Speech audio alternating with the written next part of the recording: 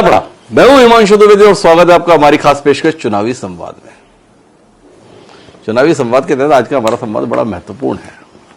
बड़ा महत्वपूर्ण इसलिए है कि ऐसा माना जाता है कि इस धरती पे ऊर्जा का जो सबसे बेहतर स्रोत है ना, वो कैलाश पर्वत पर है। और कैलाश पर्वत पर तो हमारा जाना नहीं हुआ, पर मध्य प्रदेश की सियासत में एक नाम है कैलाश विजयवर्गीय। वह भी ऊर्जा का अद्भुत स्रोत है। इसका अंदाजा आप इस बात से लगाइए कि अभी हम जो ये चुनावी संवाद कर रहे हैं वो रात को 2 बजे कर रहे हैं। वो कैलाश विजयवर्गीय चुनाव प्रचार से लौटकर हमारे साथ है। एक लंबे अंतराल के बाद वह फिर से विधानसभा चुनाव लड़ रहे हैं। 10 साल का लंबा अंतराल है। तो कैलाश जी से सीधे जुड़ते हैं। कैलाश जी, आपका स्वागत है। और जानना यही है आपसे, 10 साल बाद एक बार फिर आप विधानसभा का चुनाव लड़ रहे हैं, कैसा महसूस कर रहे हैं? 10 साल से आप चुनाव लड़ा रहे थे, अब एक बार फिर खुद लड़ रहे हैं।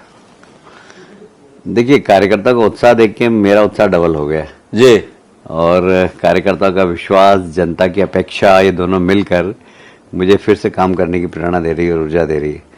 तो मुझे लगता है कि पार्टी का निर्णय है ये ठीक है। मुझे एक बार फिर से फील्ड में इंदौर, विशेषकर इंदौर के प्रति मेरा बहुत लगाव रहता है जी। तो पूरे इंदौर में एक बार फिर से काम करने का मौका मिलेगा। तो ये जो जनता का उत्साह, कार्यकर्ता का उत्साह किस बात के लिए है? कैलाश जी को विधायक बनाने के लिए? उनको मेरी यूएसपी ये है कि ये कार्यकर्ताओं की चिंता करते हैं और विकास करते हैं।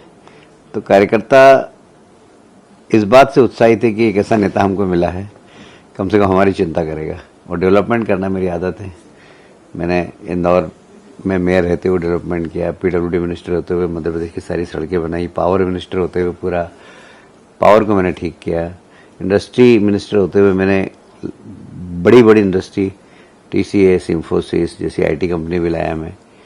तो काम करने का अनुभव मैंने जहाँ भी काम किया वहाँ रिजल्ट दिए। वो तो ठीक है। जानना यह था कि कैलाश जी तो विधायक कई सालों से रह लिए। विधायकी सांसदीय कैलाश जी के मुकाबले में बड़ी छोटी सी दिखाई देती है, तो लोग इतने उत्साहित क्यों हैं? जिन कैलाश जी को इतने सालों से विधायक बनते हुए देखे आ रहे थे, वो विधायक फिर से बन जाएंगे कैलाश जी, इसके लिए उत्साहित है? या कैलाश जी को वापस लाया गया है तो लग रहा है कुछ बड़ा होने वाला है, इसलिए उत्साहित? देखिए, सबका अपना अलग अलग नजरिया है। जो आप कह रहे हैं वो भी नजरिया है, उससे मैं इनकार नहीं करता जी। पर सबसे बड़ी बात यह है कि वो कैलाश जी का संपर्क सिर्फ मध्य प्रदेश में था। जब मैं मेयर था, विधायक था, मिनिस्टर था। अब मेरे संपर्क ऑल इंडिया में है। जैसे मैंने एक उदाहरण बताऊं आपको कि मेरे विधानसभा क्षेत्र में एक लक्ष्मीबाई नगर रेलवे स्टेशन है। मैंने रेलवे मिनिस्टर को फोन किया, मैंने कहा 2-3 दिन में आप आइए, इस स्टेशन को बनाया जा सकता है। तो लेकर आए, अधिकारियों को एक प्लान बनाकर लाए 40-50 करोड़ का। मैंने कहा 40-50 करोड़ के प्लान के लिए मैंने रेलवे मिनिस्टर को नहीं बुलाया, यहाँ 200-250 करोड़ का प्लान बना। और फिर मैंने उनको थोड़ा सा डिजाइन बताया, उनके इस प्रकार यहाँ बनना चाहिए। तो उन्होंने तत्काल कह दिया अधिकारियों से, जाओ काम करो इस पर, मेरे पास पूरा डिजाइन बना कर लाओ। तो क्या होता है, आपके संबंध अब इस लेवल के हो गए हैं। लगातार 10 साल तक मैं महामंत्री होने के बाद केंद्र में भी काफी कुछ ठीक संबंध है। तो अब काम करना और आसान हो गया और अच्छे बड़े प्रोजेक्ट हम इंदौर के लिए ला सकते हैं। तो लोगों में यह है कि यार कुछ अच्छा ही होगा इंदौर में अब। लेकिन अब सवाल यह है कैलाश जी, आपके विधानसभा क्षेत्र की बात तो बाद में करेंगे। कैलाश जी को लेकर लोग उम्मीद बांधे हैं, पर पार्टी को लेकर उम्मीदों के संदर्भ में सशंकित है। 2018 में भारतीय जनता पार्टी बहुमत से कुछ दूर दूर दूर रही। इस बार भी लोग बोल रहे हैं मामला जरा टफ, कुछ ज्यादा टफ। बिल्कुल भी नहीं। मैं अभी समझ लीजिए आप, मध्य प्रदेश करीब करीब पूरा घूम चुका हूँ जी। रीवा, सीधी, सिंगरौली, सतना, ग्वालियर, चंबल, मालवा, निमाड़ तो रोज ही घूम रहा हूँ। अभी मैं जा रहा हूँ डेली, आज ही कसरत निमाड़ होके आया मैं दावे से कह रहा हूँ कि 2/3 बहुमत से सरकार बनेगी। हमारी जो अंडरकरंट बीजेपी का है वो लोगों को समझ में नहीं आ रहा है, क्योंकि बीजेपी का कार्यकर्ता बड़ा अंतर्मुखी होता है, विशेषकर मतदाता। जब लोग सर्वे करने वाले जाते होंगे तो बोलते नहीं है, वो कांग्रेस का बड़ा मुखर होता है, क्योंकि उनका एक विशेष वर्ग का मतदाता है जो मुखरता से बोलता है हम कांग्रेस को सपोर्ट करते हैं। इसलिए कांग्रेस का सर्वे में वो थोड़ा सा अच्छे रिजल्ट दिखते होंगे। बाकी जमीनी हकीकत ये है कि भारतीय जनता पार्टी 2/3 बहुमत से सरकार बना रही। पर लोगों को ये संदेह तो आपके फैसलों के कारण हुआ ना। अब आप पूरा प्रदेश घूम रहे हैं, पूरे प्रदेश में लोग देख रहे हैं, नरेंद्र सिंह तोमर वो दिल्ली से चुनाव लड़ रहे हैं, प्रहलाद पटेल नरसिंहपुर से चुनाव लड़ रहे हैं, राकेश सिंह जबलपुर में उतार दिए गए हैं, कैलाश जी भी पूरे देश में लड़ाते लड़ाते अचानक इंदौर को संभालने के लिए आ गए हैं। तो लग रहा है कुछ मामला ज्यादा टाइट है, इसीलिए इतने बड़े बड़े दिग्गजों को यहाँ उतारना पड़ा, या कैलाश जी की कोई और दृष्टि है इसमें? देखिए, हमारे लड़ने से उस पूरे क्षेत्र में प्रभाव पड़ रहा है जी। जैसे प्रहलाद जी लड़ रहे हैं, तो प्रहलाद जी के लड़ने के कारण उस बेल्ट के अंदर पूरे में भाजपा का एकदम हाइट बढ़ी है। नरेंद्र सिंह जी के लड़ने से पूरे ग्वालियर चंबल संभाग में एकदम तूफान आ गया। मेरे लड़ने से मालवा निमाड़ में भारतीय जनता पार्टी की स्थिति बहुत अच्छी हुई है। मतलब मैं कह सकता हूं कि इस बार ऐतिहासिक जीत होगी मालवा निमाड़ में।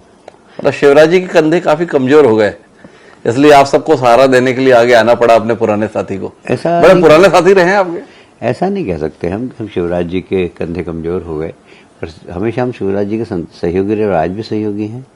और शिवराज जी को आगे रख के हम लोग चुनाव लड़ रहे हैं। हमारे पास दो ही चेहरे, मुख्यमंत्री का और शिवराज जी का, उन्हीं को रख के हम सामने चुनाव लड़ रहे हैं। मतलब मुख्यमंत्री अलग है और शिवराज जी अलग है? नहीं, शिवराज जी देखिए 18 साल तक जो व्यक्ति मुख्यमंत्री रहा है जी, और जिसने काम किया है, उसको आप कैसे नकार सकते हो? जनता भी उनको बहुत चाहती है। नहीं, जनता अगर चाहती थी तो 2018 में क्या हुआ कैलाश जी? 2018 में शिवराज जी नहीं आ रहे जी। कांग्रेस ने जनता को धोखा दिया तो ठगी गई जनता। तो जनता ने कांग्रेस को जिताया इसलिए कि हमें कुछ लाभ होगा। किसानों को बोल दिया कर्जा माफ होगा, बेरोजगार नौजवानों को बोल दिया 4000 भत्ता देंगे, सेल्फ हेल्प ग्रुप की महिलाओं को बोल दिया तुम्हारा सारा कर्जा माफ कर देंगे, जितने भी अस्थायी शिक्षक प्रोफेसर थे सबको बोल दिया स्थायी कर देंगे। इसी 900 घोषणाएं की उन्होंने और 9 भी पूरी नहीं की। तो विश्वसनीयता कांग्रेस की खत्म हो गई। और फिर अगर लोकल या स्टेट के नेता अगर घोषणा करके जाते और नहीं होता तो शायद कांग्रेस की रेपुटेशन बनी होती। किंतु राहुल जी खुद कह कर गए कि अगर 8 दिन में किसानों का कर्जा माफ नहीं हुआ तो मुख्यमंत्री बदल दूंगा। 15 महीने की सरकार रही, किसानों का कर्जा माफ नहीं हुआ। तो अब कांग्रेस के पास क्रेडिबिलिटी का बहुत बड़ा एक संकट है और भारतीय जनता पार्टी के पास विश्वसनीयता बढ़ गई कि हम जो कहते हैं वो करते हैं और हमने किया। आप 900 घोषणाएं कांग्रेस की बता रहे हैं और पूरी नहीं हुई, इसलिए दिक्कत है। और कांग्रेस ही बता रहे हैं कि 13,000 से ज्यादा घोषणाएं शिवराज सिंह चौहान जी की क्यों हुई हैं जिनका पूरा होने का था पता नहीं है। तो 900 बनाम 13,000, क्या कहते हैं कैलाश जी? 13,000 तो उनका बकवास आंकड़ा है। जो घोषणा उन्होंने की उसका क्रिया पालन हुआ है जी। वो ये बताए कि कौन सी घोषणा ऐसी है जिसका पालन नहीं हुआ जी। वो बता दें। हम तो हर घोषणा का पालन किया है और मुख्यमंत्री जी का बड़ी मॉनिटरिंग होती है। अगर एक चीज घोषणा करके जाते हैं तो फिर कलेक्टर बार बार, और अगर नहीं होता तो फिर कलेक्टर हमसे बोलते हैं कि सर ये घोषणा मुख्यमंत्री जी कर गए थे, डिपार्टमेंट सहयोग नहीं कर रहा है। तो ऐसा नहीं है, मुख्यमंत्री जी की घोषणा जितनी भी करी सारे सब। कैलाश जी ने हमारी इस बात को नकार दिया कि शिवराज जी के कंधे कमजोर हो गए हैं। आपके पुराने मित्र हैं, बड़ा प्रेम है आपको उनसे, और ये तो बताइए कि अगर कंधे कमजोर नहीं तो चेहरे के संदर्भ में आप सबके चेहरे साथ में क्यों लग गए? भाई इससे पहले तो नहीं था, 2008, 2013, 2018। माफ करो महाराज, हमारे नेता शिवराज। देखिए, सरकार की एक रणनीति होती है। अभी 5 राज्यों में चुनाव हो रहे हैं, 5 राज्यों में कहीं पर भी हमने चेहरा नहीं रखा सामने और हम मोदी जी के नाम पे चुनाव लड़ रहे हैं। तो ये तो पार्टी की रणनीति है, इसमें किसी को क्वेश्चन उठाने का कोई कारण ही नहीं है। भाई सभी राज्यों के अंदर कैलाश भाई क्यों सवाल के सवाल इसलिए है कि 5 राज्यों में चुनाव है, पर भारतीय जनता पार्टी की स्पष्ट सरकार केवल मध्य प्रदेश में है। एक शख्स जो लगातार मुख्यमंत्री रहा है, एक शख्स जो पहले मुख्यमंत्री के तौर पर प्रस्तुत किया जाता रहा है, पर इस बार वह मुख्यमंत्री के तौर पर नहीं है। तो ये फर्क को कैलाश जी जैसा अनुभवी राजनेता यूं नकार दे, या इसके पीछे कोई दृष्टि है, उस दृष्टि को हमसे साझा। देखिए, मैं फिर आपको दोहरा रहा हूं इस बात जी को कि पिछली बार वसुंधरा जी राजस्थान में फेस थी, रमन सिंह जी छत्तीसगढ़ में फेस थे, शिवराज जी यहाँ फेस थे।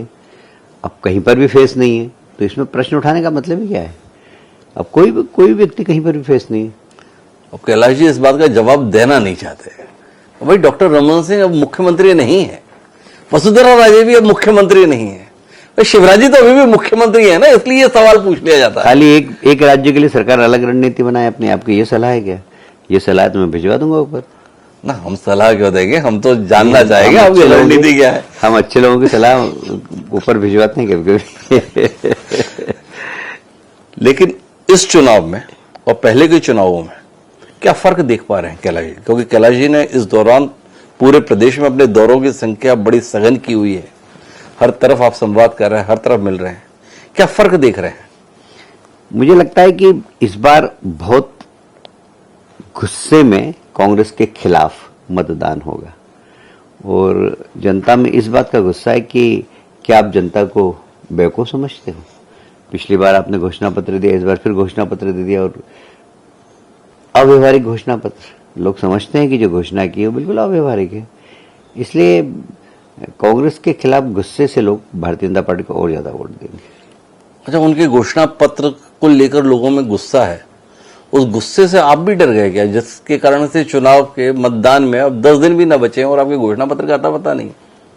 देखिए, हमारे घोषणा पत्र तो हमने काम किया है। हमारे घोषणा पत्र का वास्तव में जो प्रारूप है वो बना हुआ है, पर हमने सरकार रहते हुए काम किया। हम तो वही गिनाते गिनाते अभी तक थक रहे हैं। घोषणा पत्र आने के बाद फिर उनको भी लेना पड़ेगा। हमने काम कितने किए ये तो देखिए। यदि हम किसानों के बीच में जाते हैं तो कुल मिलाकर सारे प्रदेश में 7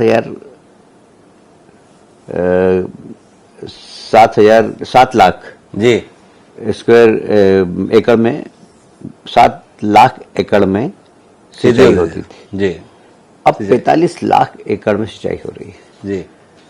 उसका एकदम मध्य प्रदेश का उत्पादन बढ़ा है। आज हमने पंजाब को गेहूं उत्पादन में पीछे छोड़ दिया। दूसरा, बिजली के उत्पादन की बात करूं, मैं पावर मिनिस्टर था।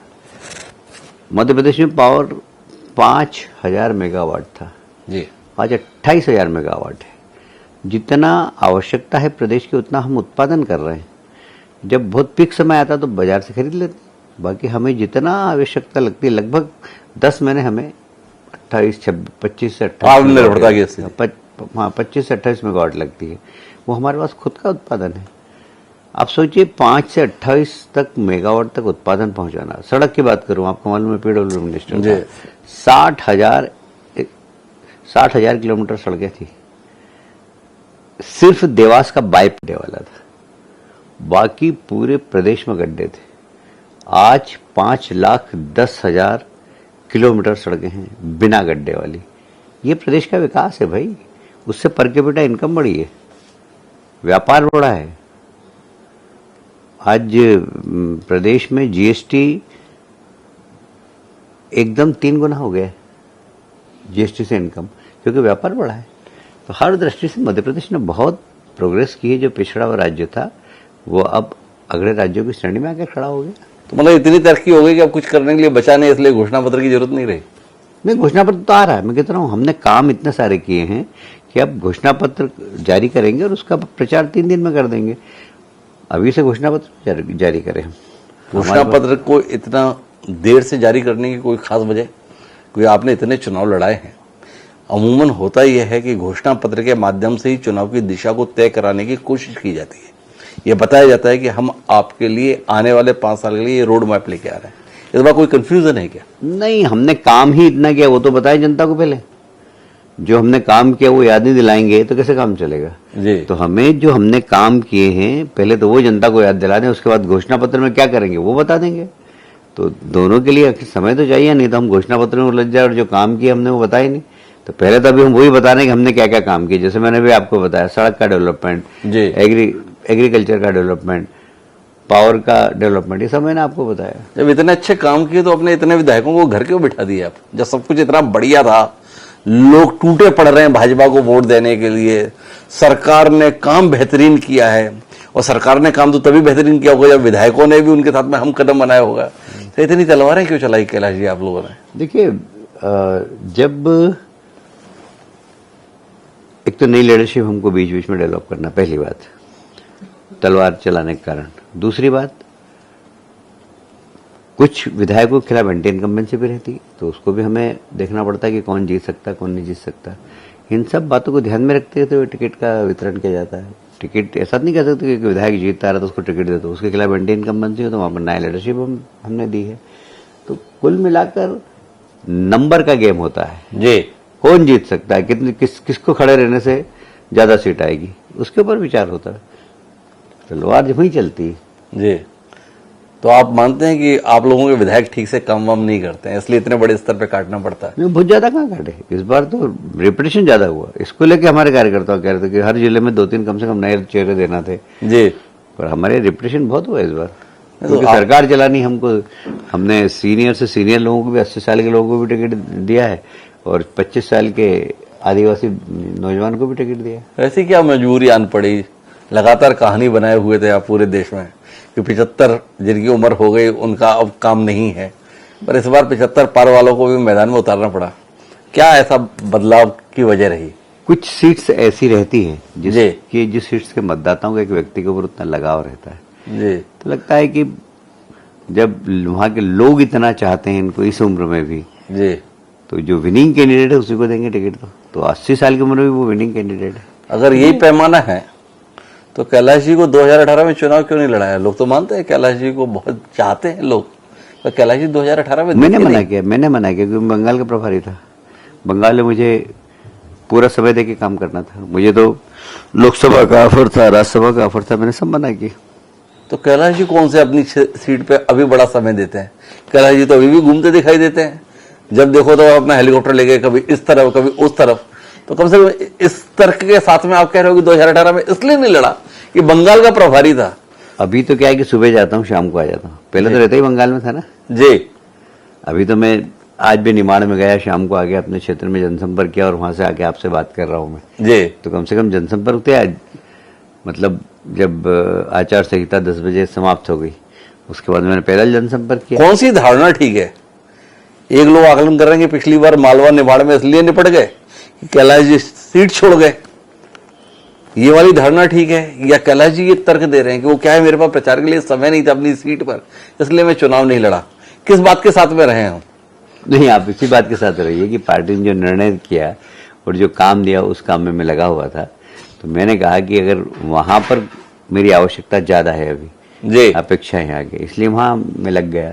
अब पार्टी को लगा कि मुझे यहाँ मेरी आवश्यकता है तो पार्टी तो इसका अपराध बोध किसको है कि एक राज्य पाने के चक्कर में हमने अपना एक हाथ में आया हुआ राज्य गंवा दिया था?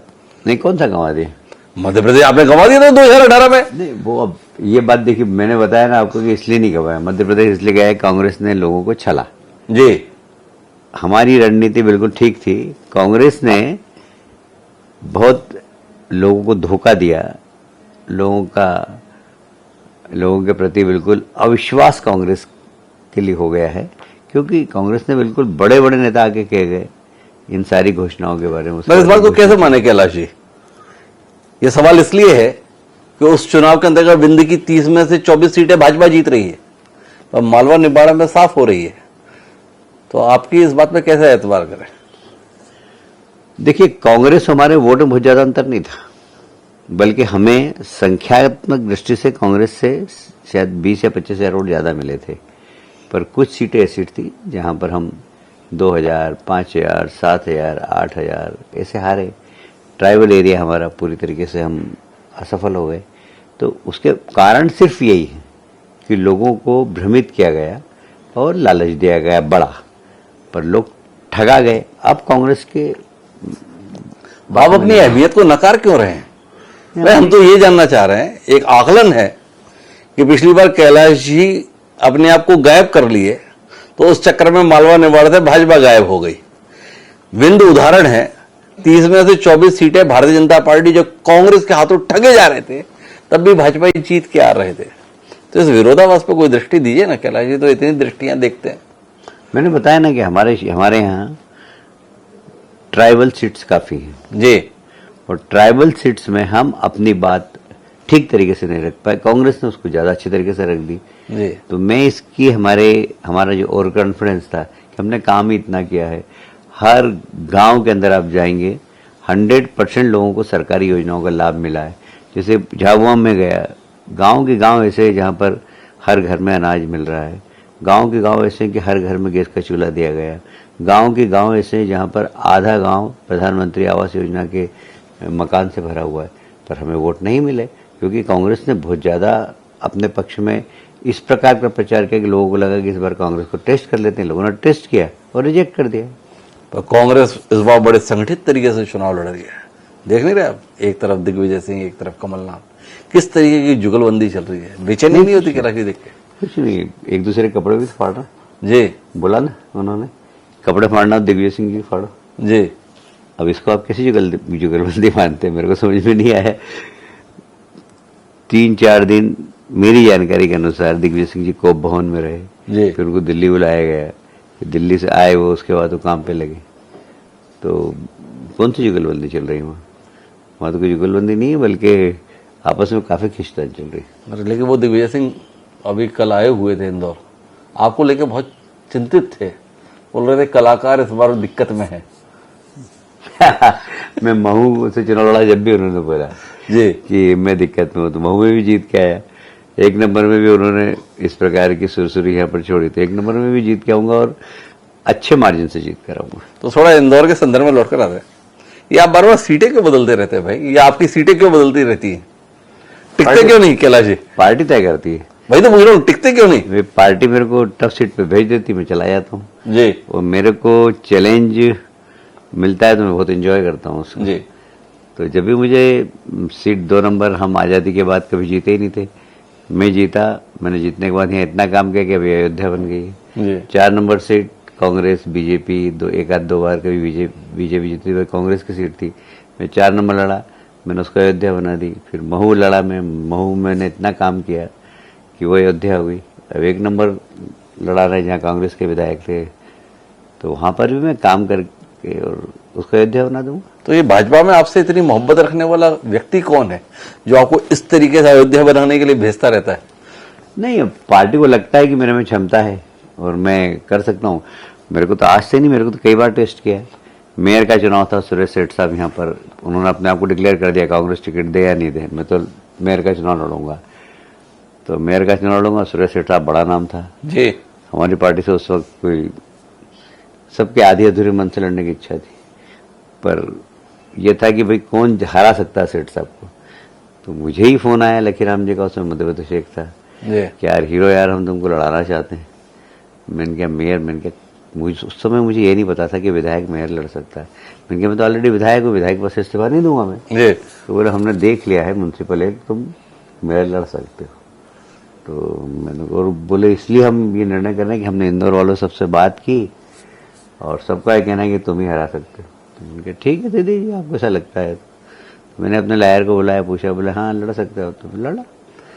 तो मेरे को एंजॉय करता हूँ मैं जब नहीं, भी आप कोई, तो एंजॉय करते हैं, पर आपको जो इस प्रकार से आजमाया जाता है, ये आपको कुछ बनाने के लिए आजमाया जाता है या आपको निपटाने की मंशा से आजमाया जाता है?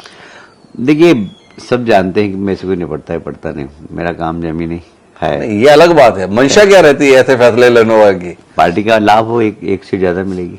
हम्म, जैसे मैंने अंतर सिंह को हराया, तो अंतर सिंह बिल्कुल महू में एकदम अजात शत्रु थे वो, पर मैंने उनको हराया। जी, अभी 1 नंबर में संजय शुक्ला हजारों करोड़ की प्रॉपर्टी वाले आदमी हैं, जी, वो वोट खरीदते हैं और जीतते हैं, पर वो लोग उनसे पैसे ले लेंगे और वोट मुझे देंगे। और पहले तो वो आपके छोटे भाई बताए जाते थे, अपने छोटे भाई के खिलाफ भी आप मैदान में उतर गए कैलाश जी। देखिए यूं तो ऐसा है, राजनीति में संबंध अपने व्यक्तिगत सबसे अच्छे रखना चाहिए, जी, पर पार्टी अगर आपको कहे कि वहां लड़ना है तो ठीक है भाई, हमें तो पार्टी के लिए काम करना है, किसी व्यक्ति के लिए तो काम करना नहीं। संबंध की हम ध्यान रखते हैं।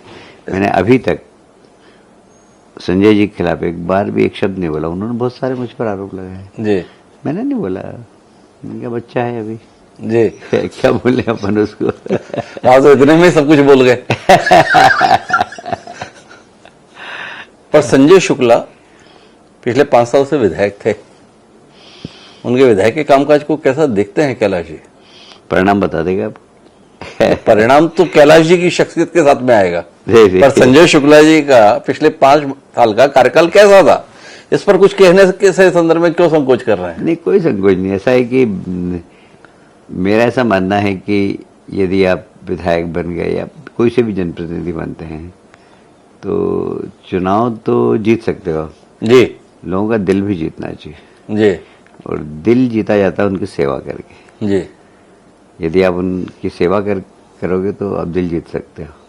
फिर उसके बाद फिर आप चुनाव कभी भी जीत सकते हो जाके। मैंने हमेशा चुनाव लड़ा, जीता, पर उन 5 सालों में जनता का दिल जीतने की कोशिश की।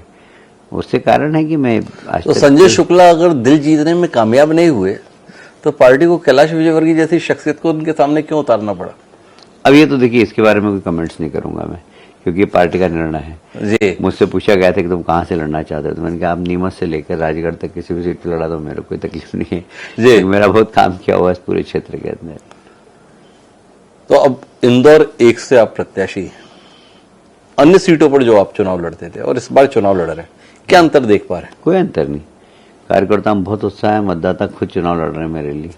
इसलिए मैं इस मामले में अपने आप को किस्मत वाला मानता हूँ कि मेरा चुनाव कार्यकर्ता और जनता खुद लड़ती। मैं तो इंदौर 3 के निवासियों में कितनी निराशा है कैलाश जी के इंदौर 1 से लड़ने को लेकर? थोड़ी है, क्योंकि आकाश ने लोगों का दिल जीता था। जी, मतलब चुनाव जीतने के बाद उसने लोगों का दिल जीता, इसलिए लोगों में इस बात को लेके थोड़ा सा दुख है कि आकाश जी को टिकट मिलना चाहिए था। कोई बात नहीं, हमने समझा दिया, रोज जाके समझा रहे हैं। अच्छा, लोगों को दुख है कि आकाश जी को टिकट मिलना चाहिए था। एक पिता होने के नाते कैलाश जी को कितना दुख है कि आकाश ने इतनी मेहनत की, आकाश ने इतना काम किया, आकाश के प्रति लोगों का इतना आत्मीयता है, इसके बावजूद भी वो मैदान में नहीं है। मैंने इसीलिए पार्टी से मना किया था कि जी, हमारी पार्टी की पॉलिसी कि एक परिवार से 2 टिकट नहीं देंगे। तो मैंने कहा जब आकाश सीधा लड़ रहा है तो मैं क्यों लड़ूं? तो बोले नहीं, अभी आप आकाश। ये आपकी पार्टी कैसी हो गई है कैलाश जी, जो अपने निष्ठावान कार्यकर्ताओं के संदर्भ में ये सारे नियम, कायदे, कानून, सिद्धांत बताती है और मौका आने पर बाहर से जब लेकर आती है तो पिता को भी टिकट दे देती है, बेटे को भी टिकट दे देती है और तो और फिर बेटी को भी टिकट दे देती है। और मजे की बात यह है कि समय निकल जाने के बाद वो सब पार्टी छोड़कर निकल जाते हैं। स्वामी प्रसाद मौर्य उत्तर प्रदेश में, आप स्वामी प्रसाद मौर्य को भी टिकट देते हैं, उनके बेटे को भी साथ में विधायकी की टिकट देते हैं, और जब 4 महीने बाद लोकसभा चुनाव होता है तो आप उनकी बेटी को भी लोकसभा का टिकट देते हैं। और जब पार्टी के लिए अपनी जिंदगी खपा देने वाले कैलाश विजयवर्गीय के संदर्भ में फैसला होना होता है तो बताया जाता है या तो बेटे को लड़ा लो या खुद को लड़ लो। तो कैलाश जी थोड़ा दृष्टि दीजिए, ये क्या हो गया आपकी पार्टी को? देखिए, ऐसा है कि जो कैडर बेस वाला कार्यकर्ता है, भारतीय जनता पार्टी को समझता है, भारतीय जनता पार्टी के आचार विचार से अपना पूरा जीवन जिसने बनाया हो, वही अपेक्षा रखता है। जैसे मुझे इस बात का गर्व है कि जब मैंने घर पे बताया कि दिल्ली से फ़ोन आया कि आपको चुनाव लड़ना है, तो मैं दिन भर तो मैं खुद ही चुपचाप रहा, पर रात में मैंने फिर बताया है घर पे सबको। तो सब खुश हो गए। आकाश ने बोला इससे बढ़िया बात क्या हो सकती पापा। हम 2 बजे तक बैठे, 2 बजे बाद उसने एक पत्र लिखा नड्डा जी को, हमको किसी को नहीं बताया, और उसमें लिखा उसने कि चूंकि मेरे पापा का टिकट आपने दे दिया है, पार्टी की पॉलिसी है कि एक परिवार से 2 टिकट नहीं देंगे, तो कृपया मेरे टिकट पर आप विचार नहीं करें। अब कभी कभी बेटे बाप से बड़े हो जाते हैं, इसका ये निर्णय ने मुझे छोटा कर दिया और बड़ा बन गया। बहुत बड़ी बात है मेरे लिए और मुझे गर्व है मेरे बेटे पे। जी, आपको गर्व है। अब आखिरी दौर की बातचीत के संदर्भ में आता हूँ। अब एक बेटे ने अपने पिता के संदर्भ में इस तरीके का साहसिक फैसला लिया, तो उसके बाद में फैसला पार्टी किस तरीके से लेगी? 3 दशक से साथ में सियासत कर रहे शिवराज सिंह चौहान, कैलाश विजयवर्गीय, प्रहलाद पटेल, नरेंद्र सिंह तोमर सब मैदान में है, तो नेतृत्व कौन करेगा?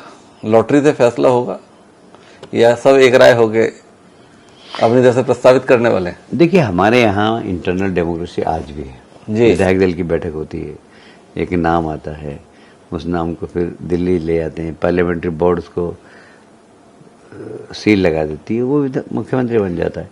इसलिए ऐसा कैलाश जी तो खरी खरी बोलने वाले व्यक्ति हैं।